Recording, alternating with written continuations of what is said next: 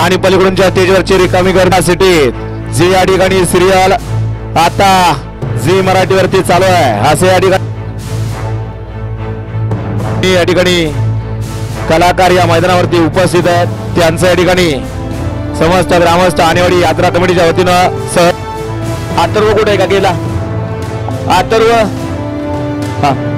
बापूने खाली बोलवलं तुला जरा खालनं जाऊन या ठिकाणी चल बाबा सिटीत आपल्या या बैलगाडी शर्यत क्षेत्रातला नवनिर्वाचित जॉकी ज्यानं या बैलगाडी शर्यत क्षेत्राच्या माध्यमातून चल बाबा सिटीत ह्या रियालिटी शो मध्ये पदार्पण केलं आणि यशस्वी वाटचाल करतोय अशा अथर्व जगताप लोहारेकर आजच्या या मैदानासाठी आवर्जून उपस्थित आहे। अथर्व आपलं आणि त्याच्यासोबत बैलगाडी शर्यतीची परंपरा आणि बैलगाडी शर्यतीचा नाद ज्याच्या रक्तात नसा नसात भिनलेला आहे असा अथर्व